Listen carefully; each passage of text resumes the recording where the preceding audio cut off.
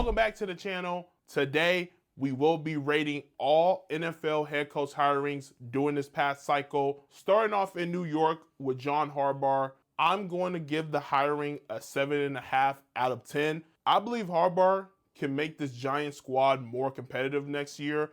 Obviously, it's going to depend on what they do during the offseason, in the draft, and in free agency. But with the pieces they already have, Jackson Dart coming off of a promising rookie season, then you have the pieces at the skill positions to complement your young quarterback. You have Malik Neighbors and Cam Scatterboo. If they come back healthy, that will allow Jackson Dart to continue his development. And lastly, despite their defense not being better than we all thought it could have been, they have the talent on the defensive line. You have last year's third overall pick in Abdul Carter. You have Sexy Dexy. You have Brian Burns on the opposite side. There's talent on the defensive line that you can utilize to help morph the defensive unit as a whole into a more formidable unit. I believe Harbaugh is going to rebound off of the poor ending in Baltimore. He's going to come into New York with a chip on his shoulder. My only concern is who he hired as his OC. No shade to Matt Nagy. Before he got the job in Chicago, he had the one great season out in KC, and that was largely the reason for why he was able to get that Bears head coaching position at the time. The main criticism against him during his tenure there was his inability to develop a young quarterback. He had two bites at the apple in Mitchell Trubisky and Justin Fields. I would be lying if I wasn't slightly concerned about whether or not he can develop Jackson Dart into a franchise quarterback. Outside of that, this is a great hire for the Giants, a team that has the talent. They just need the leadership at the coaching position to help them get over the hurdle. Next up, we have Robert Saleh becoming the head coach of the Tennessee Titans. This was my favorite hire of the cycle. Initially, I gave it an 8.5. I low-key want to bump it up to a 9. So let me see if I could talk myself into it. Saleh got this job because of the work he was able to do as the DC in his return back to San Fran this past season. And considering all the injuries to Nick Bosa, Fred Warner, that defensive unit outperformed expectations. And that's largely because of the fact Saleh is an excellent coach. He prepared those guys each and every single week, and he's a leader amongst men. I believe that will carry over into Tennessee. And when I look at who you have as your hopeful franchise quarterback and Cam Ward, I believe him and Saleh could be an excellent quarterback head coach duo. Unlike with John Harbaugh, I like the decisions that were made with the coordinators, especially on the offensive side with hiring Dable. I think having the same offensive coordinator that helped raise Josh Allen into the current form that we see today is going to absolutely benefit Cam Ward in the long run. And then Gus Bradley as your DC. I believe combining two excellent defensive minds together should help Tennessee become a more formidable defensive unit. I think I'm going to stick with the 8.5. And it's not because of what's happened in his past 10 years as a head coach. I like this current opportunity for Robert Saleh. I expect their level of competition and preparation to be significantly better compared to this past season. And although the AFC South is stacked, I expect the Titans to be a competitive team in that division. Next, we have Mike LaFleur and the Arizona Cardinals hiring him. I'm going to give this a 5 out of 10. The highest I could go maybe is a 6. But I felt this was an opportunity for Arizona to go out and get a more established option. Their last 3 hires were all first-time head coaches in the National Football League. Coming out of that McVay coaching tree, plus coaching alongside Kyle Shanahan, his offensive mind could help push the Arizona Cardinals over the top. You have Marvin Harrison Jr., who's been lackluster his first 2 years into the league. He can probably get a juice or a spark from being in a LaFleur offense. Coming into the coaching hiring cycle, Arizona was one of those undesirable spots. And in some ways, that forced them to go outside the box and get another first-time head coach. If I'm the Cardinals organization, I wouldn't rush this because they're still rebuilding. It all depends on whether or not your young players can develop, especially on the offensive side, because defensively, this team has the pieces. They just need to get healthy and execute. Next up, we have Tom Monken and the Cleveland Browns. Much like with Arizona, Cleveland was not a desirable space to go out and coach. So I'm going to give the hiring a 5 out of 10 as well. Tom Monken is an excellent football mind. He will have his work cut out for him, though, in Cleveland because the quarterback situation is extremely messy. Will Shedeur Sanders remain as the starting quarterback?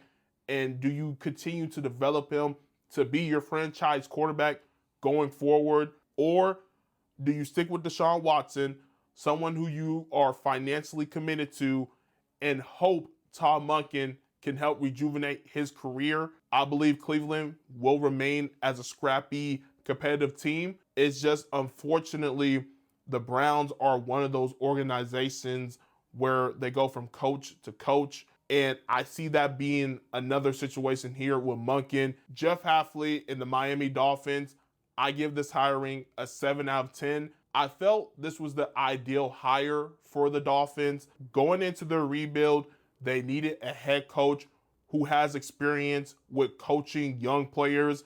That was Hafley doing his tenure in college with Boston College. With time, this could be a sneaky hiring. Hafley was excellent as the defensive coordinator in Green Bay, and one of the biggest weaknesses with the Dolphins over the last few years has been their defensive unit. And if I'm a Dolphins fan, I would not be rushing this rebuild. It takes time and it takes building a culture.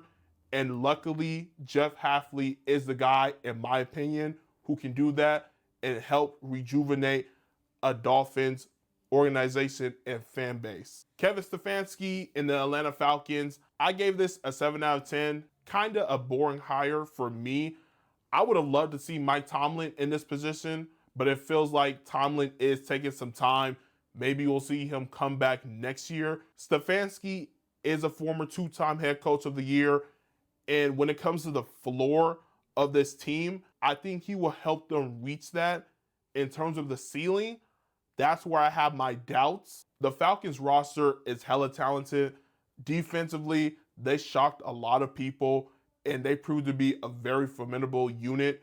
And then offensively, you have so much talent with Bijan, Drake London, Kyle Pitts emerging this past year. The biggest concern with that side of the ball will be the quarterback situation. It's speculated that they're going to be moving on from Kirk Chains. So can Michael Penix Jr. emerge as your franchise quarterback? Going back to Stefanski's tenure in Cleveland, we never saw him properly develop a quarterback. I guess some will say Baker, but he didn't grow into his own until he was with Tampa. If anything, we saw him actively avoid developing a quarterback in Shedeur Sanders this past season. When the Browns reached the postseason, they did it mainly because of their strong defensive unit and solid quarterback play. That's why I believe at bare minimum, the Falcons will be a postseason team. If I believed in Stefanski's ability to develop a quarterback,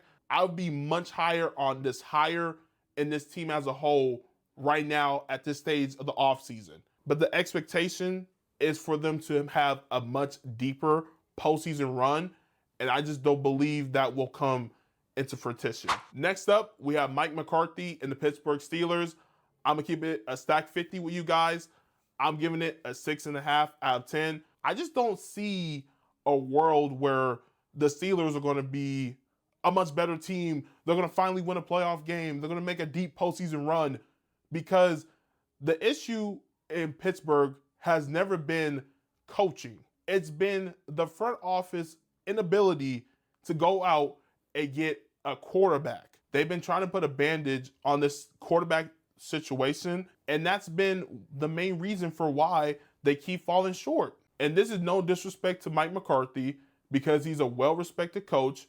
He's won a championship. I just don't see how this team is supposed to be much better if they don't go out and get a franchise quarterback. Jesse Minter and the Baltimore Ravens. I'm very optimistic for Baltimore, so I'm going to give this hiring an 8 out of 10. The hiring of Deacon Doyle as your OC is very interesting, considering Ben Johnson gets all the credit for the offensive resurgence in Chicago. Doyle will have an opportunity to prove his prowess as a play caller, and he has one of the best quarterbacks in the game right now in Lamar Jackson.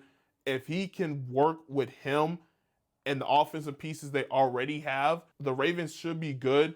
It really just comes down to whether or not Minter can fix up this defense. I'm not expecting the Ravens defensive unit to get back to what it looked like with McDonald at the helm, but I expect that unit to be much more competitive and resemble a Baltimore defense that we're accustomed to seeing. Having a new voice in the locker room should benefit this Ravens team. Next up, we have Joe Brady and the Buffalo Bills. I was going to give this hiring an 8 out of 10, but considering I gave John Harbaugh a 7.5 out of 10, I'm going to slightly lower this to a 7.5 as well, because I do have some concerns. Although Brady has shown that he's an excellent OC and he has a great relationship with Josh Allen, I need to see how that materializes with the entire team.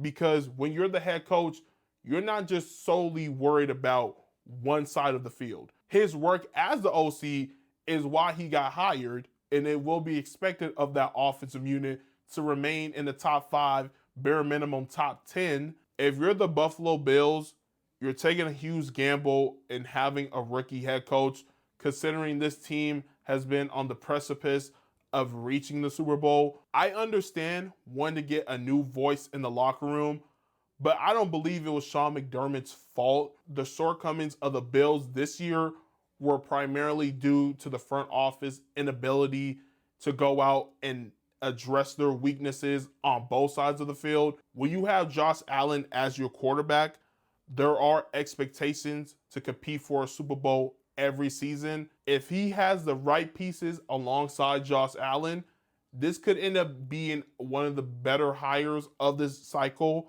And then finally, we have the Las Vegas Raiders hiring Clint Kubiak to be their next head coach. I'm going to give this hiring a 6.5 out of 10. I didn't feel in good conscience that I could give them a 7 because there's just so many questions regarding whether or not they can actually build a competent roster.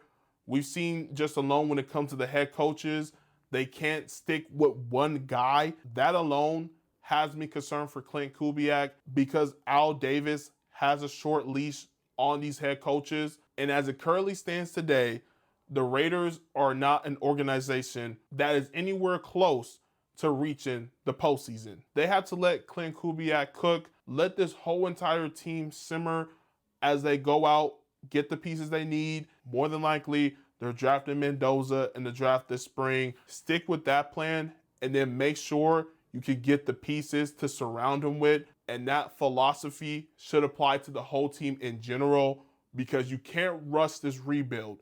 They've been trying to do that because they have this prestige of, oh, it's the Raiders. We've seen by trying to do that, you put these high expectations on head coaches with a team that is not built for them to have those expectations to begin with. Although I believe in Clint Kubiak, the individual, when it comes to the team, I don't trust ownership in the front office right now to go out and build a competent team. Comment down below your ratings for each head coach hiring. I'm curious to see what you guys think. Hit the subscribe button, and I'll see you all in the next one.